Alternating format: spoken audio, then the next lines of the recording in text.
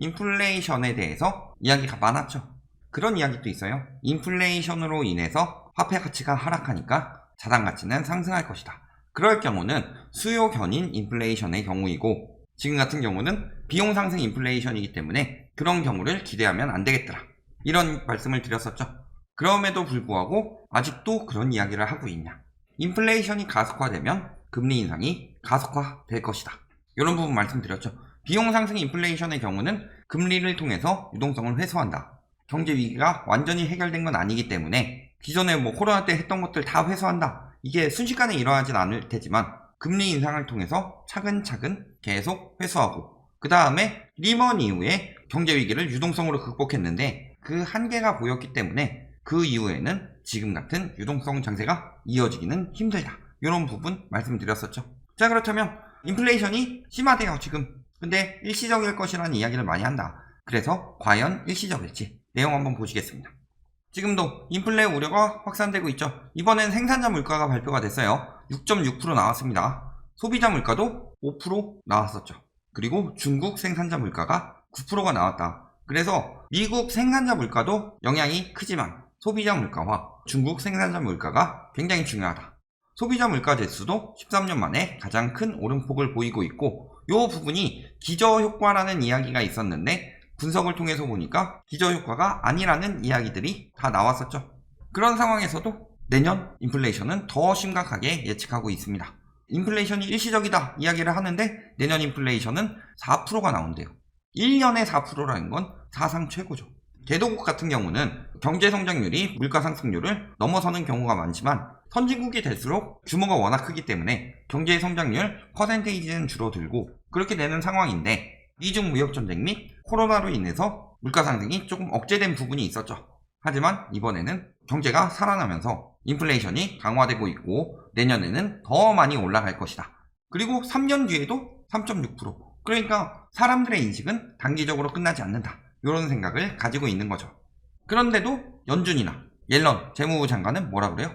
인플레는 연말까지는 지속되지만 일시적인 현상일 뿐이다 라고 이야기하면서, 하지만 금리 인상은 미국에 좋다. 일시적이라면 금리 함부로 올리면 안 돼요. 경제가 회복된 게 아닌데 일시적인 인플레가 왔다. 원자재 가격이 급등하면서 생산자 물가가 상승했다. 비용 상승 인플레이션이 일시적으로 일어났을 경우 금리 인상 해버리면은 디플레이션이 심하게 올 수 있습니다. 그런데 일시적이라고 하면서 이런 이야기를 하는 것은 무엇이냐? 과거 사례들을 보면서 자산이 급격히 붕괴될 수가 있다, 이런 부분을 진정하기 위한 발언이 아니냐, 이렇게 볼 수 있죠. 자, 우리나라 역시도 마찬가지입니다.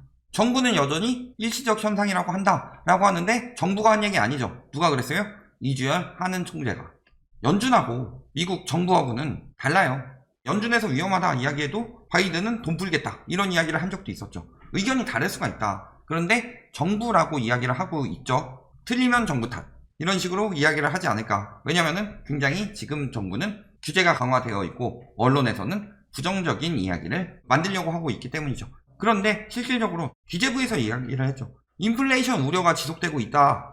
미국 같은 경우야 자산시장이 무너지면 안 되는 상황이라고 치더라도 우리나라 같은 경우는 자산 거품 굉장히 심하죠. 코인 보세요. 고점 대비 쭉 떨어지는 동안에도 김치 프리미엄이 있었다. 거품이라는 거죠.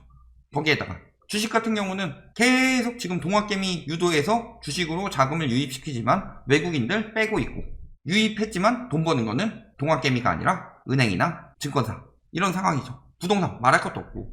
그러면서 물가 상승률, 근원물가나 생활물가나 인플레이션 우려가 지속되고 있다. 자, 월가 투자자들 보면 뭐라고 그래요? 10명 중 7명이 일시적이다, 이런 말을 믿고 있는 거죠. 보통 긍정적으로 생각하는 사람들이 많더라.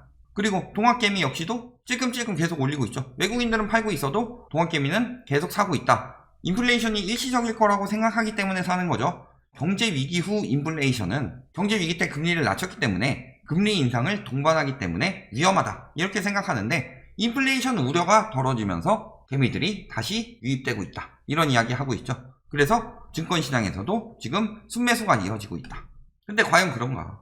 자, 보면 어때요? 외국인들은 들어오지 않고 있죠. 오히려 한 달간에 9조 원을 빼갔다. 외국인들이 왜 동참하지 않아요? 개미들은 계속 사고 있는데. 이달 들어 뭐 순매수 기록 중이다 하고 있지만 지난달에 팔아치운 거 생각해보면 오래 갈 수가 없죠. 지금 주식보다 어디로 가고 있다? 외국인들은 채권으로 가고 있다. 6천억 뭐 이런 이야기 하고 있을 때 저번 달에 증시에서 9조 빼가서 채권 사고 있죠. 그 다음에 동학개미들 들어오니까 조금 매수해서 다시 보고 있는 중이지만 아직까지도 증권시장보다는 채권시장을 긍정적으로 보고 있다. 주식시장보다 채권시장이 긍정적으로 보고 있다는 것 무슨 뜻이다? 우리나라야 주식 부동산이지만 외국은 주식 아니면 채권이죠. 그래서 위험자산에서 안전자산으로 넘어간다. 안전자산 선호 현상이 일어나고 있다는 것. 자산시장이 위험하다. 이렇게 생각하고 있다는 거죠. 그런데 이런 이야기를 하고 있지만 실질적으로 진짜로 분석하는 사람들은 뭐라고 한다? 월가의 왕이라고 불리우는 JP모건의 제이미 다이먼이 장기화 가능성이 매우 높다. 장기화 될 수밖에 없는 상황이죠. 지금 왜냐면 원자재 가격이 등했고 돈을 너무 많이 풀었기 때문에 얘가 불러오는 인플레이션이 이어질 수밖에 없더라. 그러니까 유동성 장세 이야기하면서 좋을 때나 좋았지 지금 유동성 장세 이상으로 거품이 많이 꼈고 특히 우리나라 같은 경우는 유동성을 미국에 비해서 덜 푼 상황인데도 불구하고 거품은 더 많이 꼈죠. 비용 상승 인플레이션이 계속 이어지면은 금리 계속 인상해서 잡는 수밖에 없다. 그러면은 양극화도 심한 상황에서 지금 뭐 자영업자니 서민들 먹고 사는 거 힘들어 죽겠는데 죽는 거 아니에요? 그러니까 재난지원금 풀고 있죠. 기본소득 이야기 나왔죠. 그 이야기가 왜 나와요? 돈은 그대로 풀되 금리를 인상시켜서 자산 가격을 떨어뜨리고 그런 식으로 진행하면서 금리를 통해서 회수하고 그걸로 풀고 해가지고 양극화를 줄이고 이런 추세로 가고 있는 형국이죠. 세계은행도 인플레이션이 지속 상승할 것이라고 전망하고 있습니다. 보통 정부 발표는 100% 믿으면 안 돼요. 우리나라 정부도 그렇죠. 부동산 시장 안정됐다. 안정된 상황은 아닌데 안정됐다고 하죠. 그런 식으로 이야기를 하는 이유는 뭐예요? 발작이 일어날까봐 그래요. 정부는 굉장히 조심해야 돼요. 그렇기 때문에 굉장히 보수적으로 이야기를 하는 거고 실질적으로 예측은 이런 데서 하는 거죠. 은행에서 많이 하죠 보통. 그래서 전 세계적으로 인플레이션이 지속적으로 상승할 전망이다. 적어도 올해 내에는 인플레이션이 끝나지 않는다.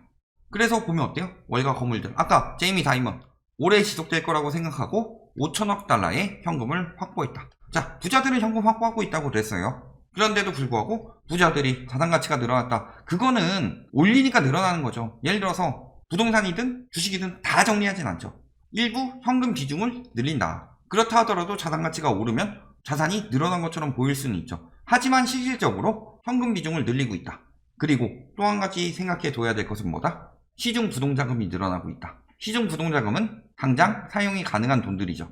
그게 늘어나고 있는데 가계부채가 같이 늘어나고 있다. 즉 누군가는 현금을 쌓고 있고 누군가는 빚내서 투자 혹은 투기 혹은 내 집 마련 이런 걸 하고 있다. 이렇게 보시는 게 맞겠죠. 자, 모건 스탠리 CEO도 똑같이 이야기하고 있습니다. 물가 상승세 꺾이기 어렵기 때문에 금리 인상에 빨리 나서야 된다. 연준에서 뱅크 오브 아메리카 통화 완화 정책 더 이상 필요 없다. 인플레이션 위험하다. 이야기하고 있죠. 이런 식으로도 이야기하고 있죠. 헤지펀드 운용자는 연준에서 고물가 위험을 무시한다면 인플레이션 관련 거래에 강하게 베팅해야 된다. 명백한 정책 실수가 될 것이기 때문에. 즉 뭐예요? 인플레이션 대비해라. 압박 넣는 거죠. 현금 쌓기 들어가고 있다. 지금도 월가에서 달러를 그만 찍어라 하면서 뭐하고 있어요? 영래포 엄청나게 매입하고 있죠. 그리고 비트코인 금 원자재 사라. 즉 얘네가 위험하다는 거예요. 인플레이션을 연준에서 무시할 수 있느냐. 금리 인상 시기 앞당기고 있죠. 그런데 요거를 사라 라는 게 아니라 무시한다면 사라. 역설법이죠. 무시할 수 없을 것이다. 이 이야기 하는 거죠. 인플레 거래에 올인하는 것을 암묵적으로 허용하는 그린라이트로 생각하겠다. 경고예요, 경고. 비트코인 금 원자재를 사라는 게 아니라 제목을 저 따위로 지어놓는다. 하지만 뭐예요? 무시하지 마라. 금, 비트코인 원자재 폭등할 것이다. 금리 빨리 안 올리면. 그러니까 빨리 올려라. 그렇게 되면은 경제 무너진다. 이 이야기 하고 있는 거죠. 지금도 끝나지 않는 유동성 파티 하면서 시중 통화량 50조 늘며 최대폭 증가. 이런 이야기 하고 있어요. M2 늘어난 건 있는데 돈이 돌고 있지 않다고 그랬죠. 통화 승수는 계속 떨어지고 있고 가계 M2 비중이 점점 낮아지고 있어요. 그래서 돈이 기업이나 이런 데서 쌓이고 있는 거지 가계 및 비영리 단체 M2 통화량 비중은 저렇게 많이 쌓이지 않는다. 그리고 M2 통화량은 단 한 번도 줄어든 적이 없어요. 그건 자본주의의 논리의 기본이에요. 돈은 계속 찍어야 돼요. 왜? 이자라는 게 있으니까. 돌아가기 위해서는 돈을 계속 찍어야 되는데 많이 찍느냐 적게 찍느냐 차이죠. 물론 코로나 시국으로 많이 찍고서 쭉 늘어난 건 있지만 M2 통화량 저렇게 쭉 늘어날 만한 요인이 뭐가 있냐. M2가 뭐예요? 2년 내에 사용 가능한 거죠. 2년 내에 사용 못하는 것들을 사용 가능한 금액으로 바꾸고 있다. 즉 뭐 부동산이나 이런 것들의 현금화가 되고 있다. 금통위에서 금리 인상이 빨라질 것으로 예측되고 있습니다. 이번에 7명 중 4명이 완화 정도를 조정해야 한다는 입장을 밝혔고 금리 인상도 더욱 빠르게 진행해야 된다. 그러니까 10월, 11월 뭐 이야기 나오고 있는데 더 빠른 시기에 하지 않을까. 혹은 적어도 올해 하반기에는 분명히 금리 인상이 이루어질 것이다. 세계적으로도 전망기관 29곳 중 5곳 해가지고 작아 보이는데 전망기관들이 점점 더 금리 인상을 빠르게 예측하고 있다. 예를 들어서 JP모건 같은 경우는 뭐라 그래요? 내년 1분기로 점쳤으나 올해 4분기로 앞당겼다. 즉 더 빠르게 인상을 시작할 것이다. 그리고 4분기에도 한 번 더 올릴 것이다. 이 정도면 양호한데 영국에 있는 캐피털 이코노믹스 한 분기 앞당긴 게 아니라 내년 4분기에서 올해 4분기로 1년 앞당겼죠. 심지어는 소시에테 제네럴 여기 같은 경우는 어떻게 해요? 올해의 인상은 아니지만 내년에 1분기에 한 차례, 2분기에 한 차례, 3분기에 한 차례, 4분기에 한 차례, 내후년 1분기에 한 차례, 내후년 2분기에 한 차례 해서 계속 올릴 수도 있다. 이렇게 예측하고 있죠. 자, 이 정도면은 미중 무역전쟁 직전 1.75%보다도 높다. 이런 식으로 인상하게 되면은 지금처럼 유동성 트는 장세에서 저렇게 인상하는 나라는 아마 거의 없을 것이다. 그런데 저런 식으로 인상하게 되면은 진짜 리먼 때 같이 되는 거죠. 근데 가능성이 없지 않다는 거죠. 그럼에도 불구하고 금리 인상 경고에도 끄떡없는 집값이래요. 금리 인상 경고 때 집값이 떨어지는 경우가 없어요. 그때마다 어떻게 됐습니까? 금리 인상에도 오른 적도 있고요. 보니까 부동산은 절대 안 떨어질 것 같은데 이런 심리가 박혀 있는데 되겠어요? 금리 인상을 직접 맞아보고 경매에 나오고 그래 봐야지 안 되겠구나 하고 여론이 생기는 거지. 금리 인상에 대해서 굉장히 위기의식을 느끼고 있는 사람들도 많다. 그런데 언론에서 제한적이다, 어렵지 않다 뭐 이런 이야기 하고 있는 거죠. 여기다가 뭐라 그래요? 대출 관련해 강력한 규제 정책을 펼쳐왔기 때문에 이거 작년에 이야기 나왔던 거죠. LTV 50%라서 안 떨어진다 집값. 일본은 뭐 LTV가 120%였고 그러니까 떨어졌고 개소리 집어치우고 요만큼만 제한해서 받는 사람이 누가 있냐. DSR 40% 넘는 사람이 몇 명이다? 4분의 1을 넘어섰다. 28%인데 영끌이라고 그랬잖아요. 퇴직금에다가 마이너스 통장에다가 신용대출에다가 다 땡겨서 영끌해서 샀다 라고 지들이 그래놓고서 이런 기사 쓸 땐 그런 얘기를 안 해요.